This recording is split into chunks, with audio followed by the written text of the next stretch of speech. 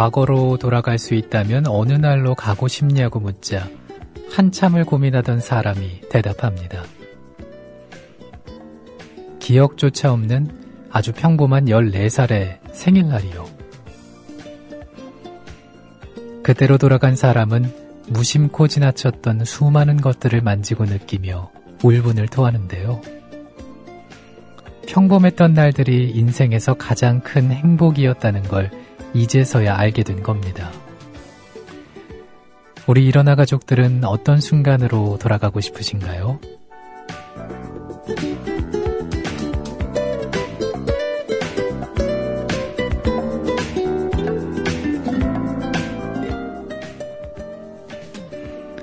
(11월 5일) 화요일에 일어나 출발합니다. 안녕하세요, 정승조입니다.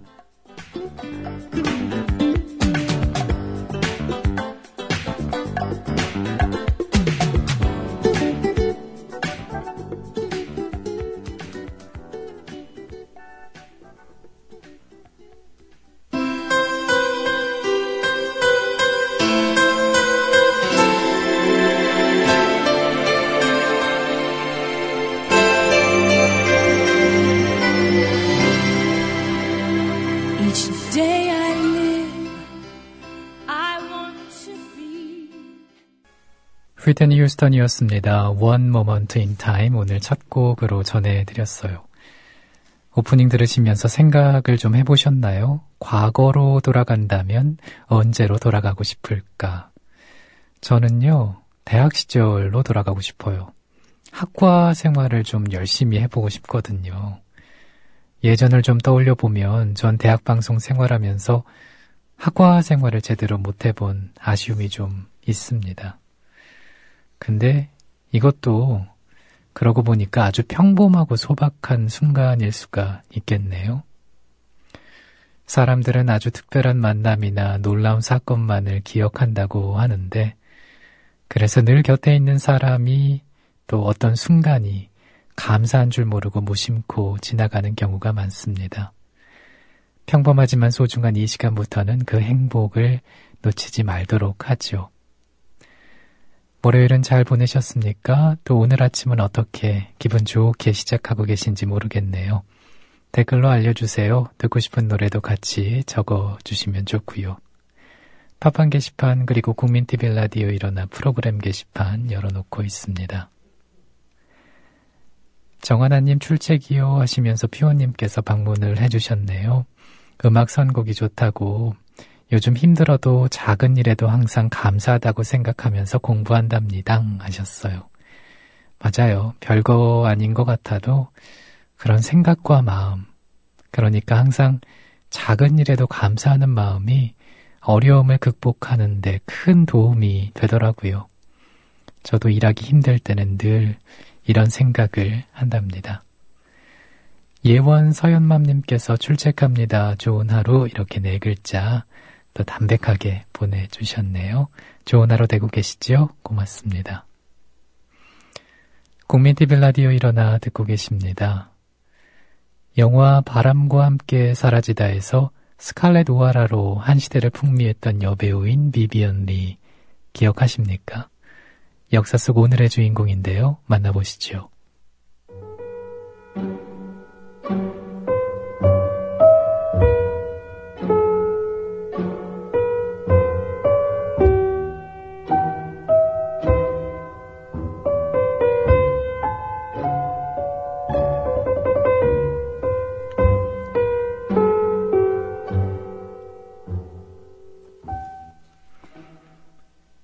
(1913년 11월 5일) 인도 다르질링에서 비비언 리가 태어납니다. 본명은 비비언 메리 하틀리고요. 영국 금융인인 아버지는 당시 인도에서 사업을 했습니다. 비비언은 6살 때 영국으로 건너가서 상류충만 다니는 수녀원 기숙학교에서 발레와 첼로, 피아노를 배웠죠. 19살 때 충망받는 변호사 허버트 리 홀먼과 결혼을 합니다. 리는 남편의 중간 이름에서 따왔습니다. 우아한 안주인만으로는 부족했던 걸까요? 비비언은 1934년 영국 영화계에 데뷔를 했고 미남 배우 로렌스 올리비에를 만나 사랑에 빠졌습니다. 올리비에가 폭풍의 언덕 촬영차 미국에 가자 비비언도 따라갔죠. 비비언은 미국에서 바람과 함께 사라지다 오디션에 참가해서 1,400여 명을 물리치고 스칼렛으로 발탁이 됐습니다. 오만하고 성깔 있는 암고양이 표정, 에메랄드 색깔의 눈, 야릇한 미소.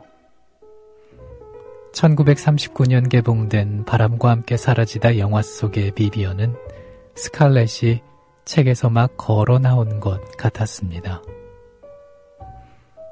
영화는 6개월 만에 1,300만 달러의 수입을 올렸고 비비언은 아카데미상을 수상합니다.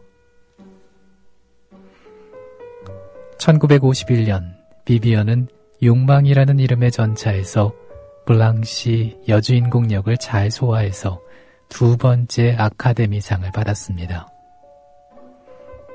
그는 영화에서 전쟁이나 집안의 몰락, 불행한 결혼을 겪으면서 높은 자존심과 처절한 현실의 괴리 속에서 괴로워하는 역할을 맡았죠. 배우로서 성공하고 사랑하는 사람과 결혼을 했지만은 비비언의 행복은 오래가지 않았습니다. 잦은 병치레와 조울증에 지친 올리비에는 당시 46세였던 비비언에게 이혼을 요구하고요. 30살 연하인 조앤 플로라이트와 결혼을 하는데요. 올리비에를 잃음으로써 모든 것을 잃은 비비언은 1967년 폐결핵으로 숨을 거둡니다.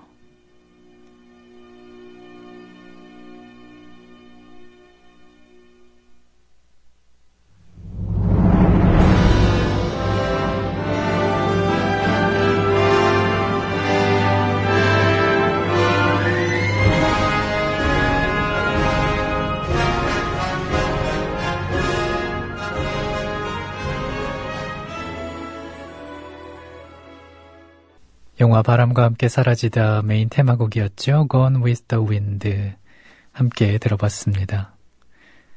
세기의 미녀를 논할 때면은 빠지지 않고 등장하는 미녀가 바로 비비안 리죠.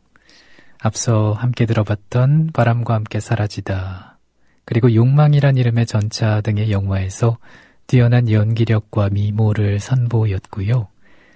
누구보다도 아름다운 외모와 몸매를 가졌지만은 스타가 아닌 배우로 불리기를 원해서 연기에 열심히 했던 노력파 배우였다고 합니다.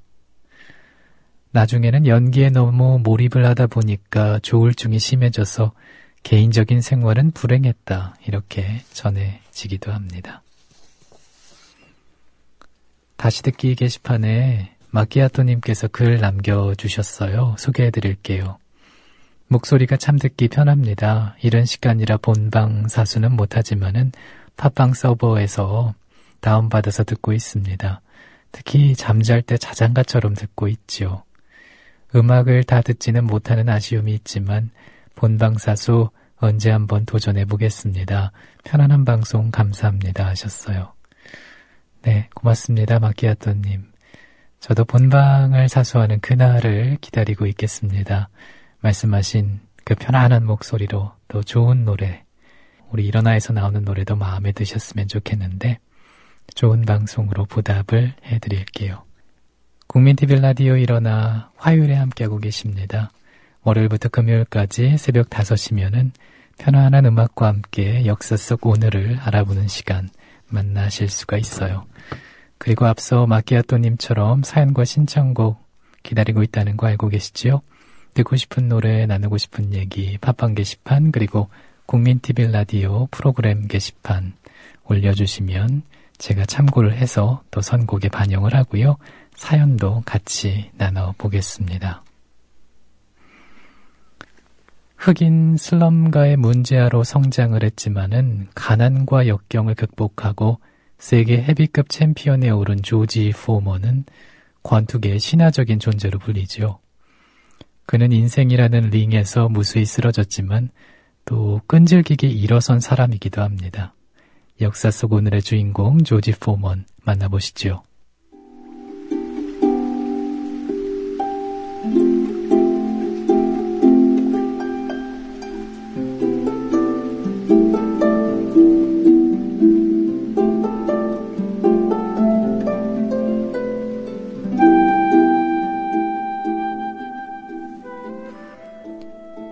1994년 11월 5일 미국 라스베이거스 그랜드 호텔에 마련된 특설 링.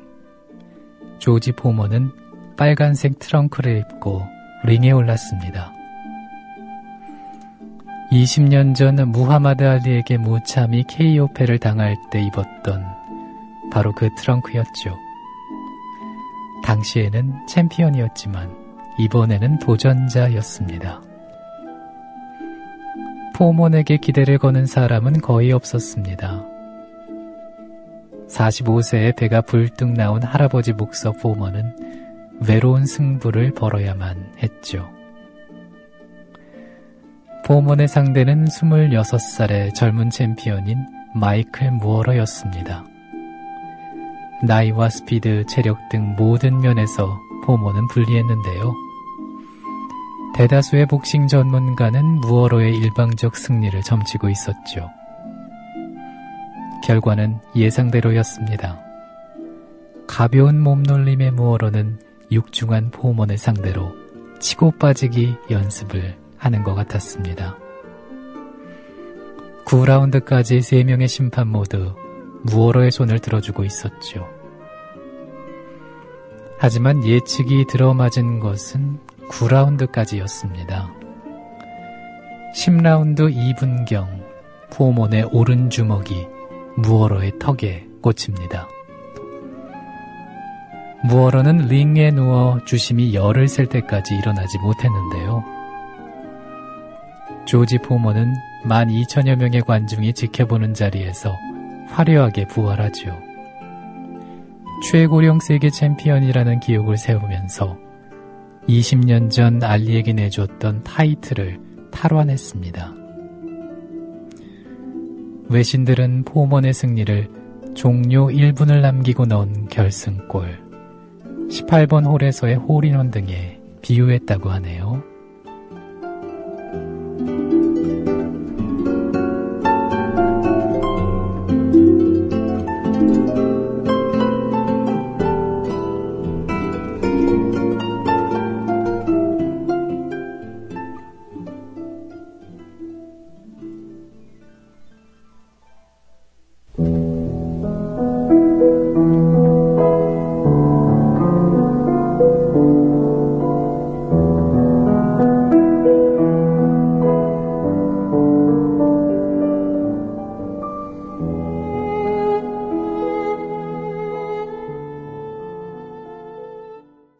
조지 포먼의 얘기와 함께 들어본 곡은 조슈아 벨이었습니다.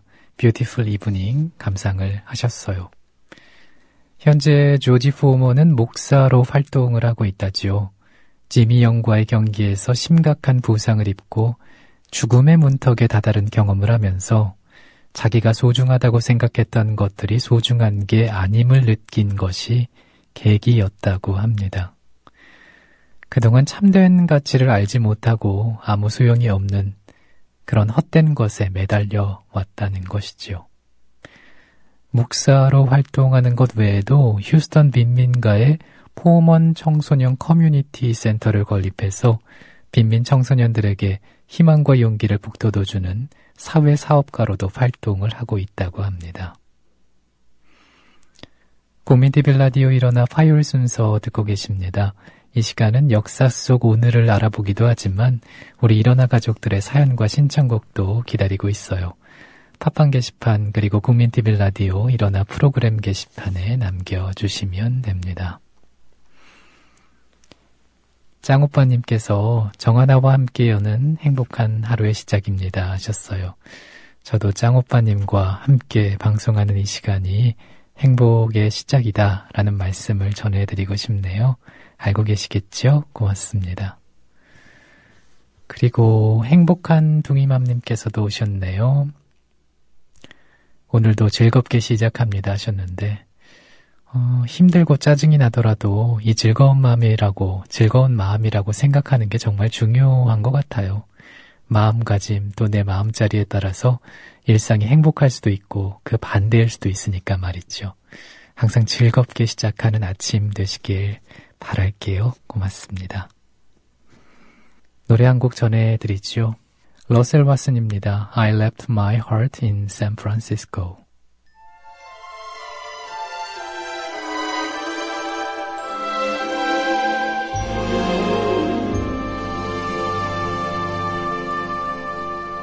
The loveliness of Paris seems somehow. 러셀 왓슨의 목소리로 I left my heart in San Francisco 감상을 해보셨습니다. 나대로님은 경복궁에 다녀오셨군요. 사진을 올려주셨는데 우리 일어나 가족들 이 사진 보셨나요? 아마 보셨겠죠. 와, 물감으로 그린 듯이 알록달록 단풍이 참 예쁘네요. 밑에 퓨어님께서 운치가 정말 좋아요 하셨는데 맞아요. 정말 좋은데요. 나대로님 좋은 구경 많이 하고 오셨네요. 전 아침부터 이 단풍 구경 또 경복궁 구경 제대로 하면서 후광을 누리네요. 사진 감사합니다. 국민TV 라디오 일어나 화요일에 함께하고 계십니다. 베르디의 아이다 하면은 가장 먼저 뭐가 떠오르시나요? 어떤 생각을 하실지 모르겠지만 아마 이 장면이 아닐까요? 화려한 개선 장면. 실제로 아이다 공연을 보러 왔다가 2막의 개선 장면이 끝나면 이제 볼 거 다 봤다면서 집에 가는 관객도 적지 않다고 하지요.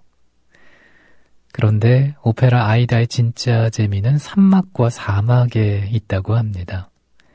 주인공들의 갈등과 긴장은 더 팽팽해지고 감동 또한 더 커진다는 거죠. 어제 오늘을 알아보고 있는 일어납니다. 이번에는 오페라 아이다에 대한 얘기 함께 하시죠.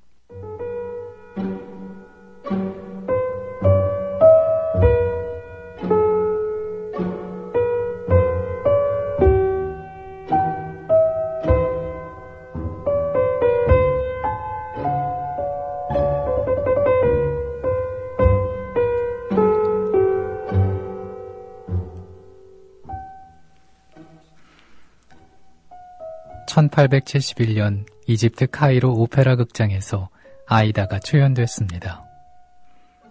거대한 피라미드와 돌기둥, 신전, 호화로운 개선 장면 등은 베르디의 새 오페라를 보기 위해서 세계 각지에서 몰려든 관객을 압도했죠. 초연 이후 10년 동안 아이다는 세계 155개 오페라 극장에서 공연이 됐습니다. 1872년 이탈리아 공연에서 베르디는 32차례나 커튼콜을 받았죠. 아이다는 하마터면 만들어지지 않을 뻔했습니다. 카이로 오페라 극장은 이집트 국왕 이스마일 파샤의 지시로 1869년 11월 수에즈 운하 개통을 앞두고 준공이 됐는데요. 베르디의 팬이었던 그는 개관 기념음악을 작곡해달라고 부탁을 합니다. 베르디는 특정 행사를 위해서는 곡을 쓰지 않는다며 거절을 하죠. 결국 개관 때 1851년이 작곡돼 널리 알려져 있던 베르디의 오페라 리골레토가 공연됐습니다. 이스마일 파샤는 거액의 사례비를 제시하고 이집트를 소재로 한 작품을 다시 부탁하죠. 50대 중반의 베르디는 유명 오페라 20여 편을 작곡한 뒤 여생을 즐기던 터라 또 거절을 했습니다. 하지만 이집트 전공 고고학자가 쓴 짤막한 줄거리의 매료가 돼서 생각을 바꿨는데요. 베르디는 사례비 15만 프랑, 이집트 공연을 제외한 모든 국가에서의 판권, 그리고 연출에 대한 권리 등을 요구했습니다. 그는 암네리스 역은 소프라노가 아닌 순수한 메조 소프라노여야 하며 목소리 외의 극적 자질도 필수라며 배우 선정에도 심혈을 기울였죠. 아이다의 초연은 1871년 1월 열릴 예정이었는데요.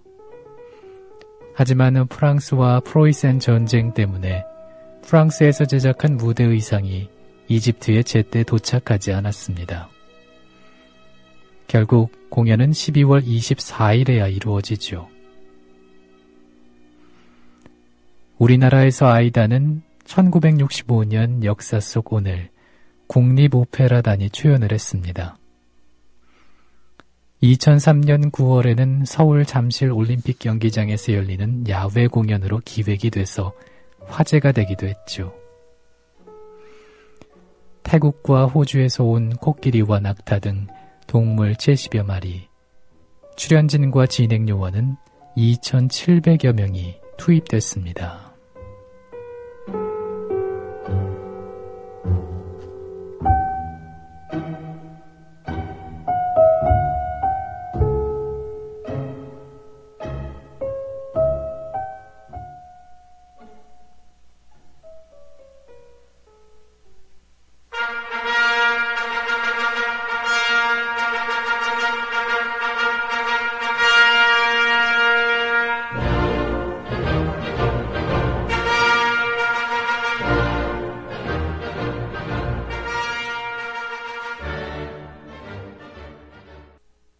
오페라 아이다 제2막 개선 행진곡이었죠. 함께 들어봤습니다. 아이다가 우리나라에서 초연될 당시에는 비 때문에 날짜가 연기됐다고 하죠. 또 그래서 무대에 오르기까지의 과정이 순탄치 않았다, 이렇게 얘기가 전해지고 있습니다. 배우의 연기와 무대 장치, 음향 등은 좋은 평가를 받았는데 결국에는 40억 원의 적자를 냈다고 하네요. 화요일 아침 일어나 듣고 계십니다. 역사 속 오늘을 알아보고 있는 알찬 시간입니다. 월요일부터 금요일까지 새벽 5시면은 저와 함께 하실 수가 있어요. 생방송 못 들으시는 분들은 다시 듣기 가능하거든요. 팟빵 홈페이지 일어나로 들어가시면 다시 들으실 수가 있습니다. 나는 사바다님 오셨네요. 간밤에 비가 내렸나 봅니다. 그런데 오히려 쌀쌀하지 않네요. 오늘도 건강한 하루 되십시오 하셨어요. 저는 출근을 할 때 비몽사몽으로 출근을 해서 비가 내렸는지 아닌지 기억이 잘은 안 나지만은 확실히 어제 아침은 덜 춥긴 했던 것 같아요. 오늘 아침도 즐겁게 기분 좋게 시작하셨는지 모르겠습니다. 나는 사바다님. 올 가을 겨울에 왜 감기에 걸리지 않나 갑자기 그런 생각을 해봤는데 예전에 9월쯤으로 생각이 드네요. 우리 국민TV 조합원 가운데 한 분께서 독감 예방주사를 놔주셨거든요. 그 덕이 아니었을까. 이것도 참 생각해보면 감사할 일이네요. 세상에는 감사할 일이 정말 많습니다. 사연과 신청곡은 팟빵 게시판 그리고 국민TV 라디오 일어나 프로그램 게시판에 올려주시면 됩니다. 요요마의 첼로 연주 들어보시겠습니다. 가브리엘의 오보에.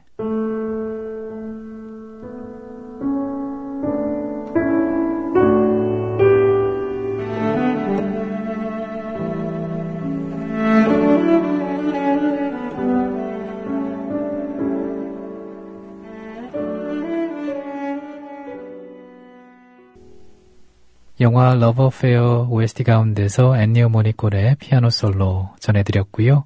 앞서 함께 들으신 곡은요. 요요마의 첼로 연주였습니다. 가브리엘의 오보에 들으셨어요. 국민TV 라디오 일어나 화요일에 함께 하고 계십니다. 오체 불만족의 저자인 오도다케. 그는 태어날 때부터 팔과 다리가 없는 장애를 안고 있었다고 하죠. 다리가 없어 홀로 걸을 수가 없었고 팔이 없으니까 정상적인 생활이 거의 불가능했습니다. 하지만 그는 자신의 장애를 부끄러워하거나 원망하는 대신에 장애를 자기만의 특기로 여겼다고 합니다.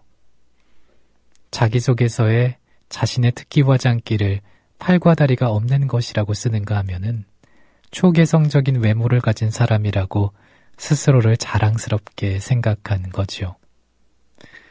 덕분에 그는 다른 친구들과 똑같이 학교에 다녔고요. 전동 휠체어로 미국 여행까지 다녀오면서 장애에 대한 인식을 바꿨습니다. 눈에 보이든 그렇지 않든 사람은 누구나 남과 다른 점, 약간은 부족한 점들을 지니고 있습니다. 하지만 그런 장애와 결함조차 나의 개성으로 받아들이고 인정을 할 때 인생을 행복하게 살아가는 비결, 또 부족함 속에서도 완전해지는 지혜를 배울 수가 있겠죠.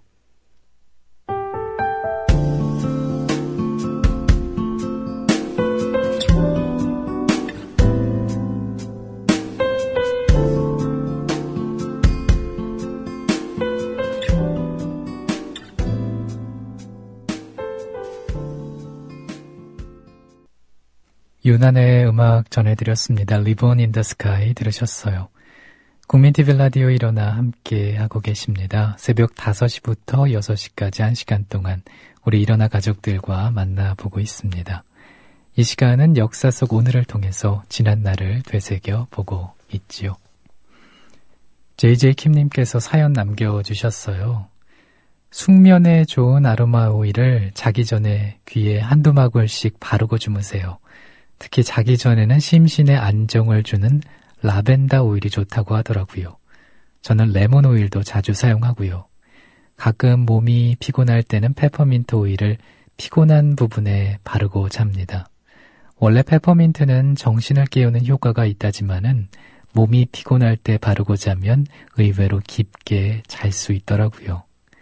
각자 맞는 오일이 있을 테니까 한번 가셔서 테스트해보는 것도 좋을 듯 합니다. 근데 깊은 잠을 못 자는 것은 아프거나 마음에 걱정이 있거나 스트레스가 많을 때 아닌가요? 저는 고민이 있으면 잠을 잘 못 자는 스타일이라서요. 혹시 그러시다면 마음의 고민을 먼저 풀어보는 것도 좋을 것 같습니다. 방송 듣다가 도움이 될 수 있을까 해서 이렇게 적어봐요. 힘내세요 하셨어요. 아이고, 항상 감사합니다. JJ 킴님. 늘 느끼는 거지만은 아껴주시는 그 마음에 어떻게 보답을 해야 할까 그런 생각하거든요. 말씀만으로도 벌써 잠이 잘 올 것 같아요. 오늘부터 말이죠. 왜 2-3시간마다 깨는지는 아직은 잘 모르겠지만 알려주신 방법으로 도움을 받을 수 있을 것 같은데요. 항상 건강하시고요. 또 한국에 오시면 국민TV에 꼭 놀러와 주시기 바랍니다. 마지막 곡은 JJ 킴님을 위해서 골라왔습니다. 마음에 드셨으면 좋겠는데 더 필름의 함께 걷던 길 띄워드리면서 저도 인사를 드리지요. 내일 새벽 5시 먼저 와서 기다립니다. 그댈 데려다 주던 길 언제나 아쉬운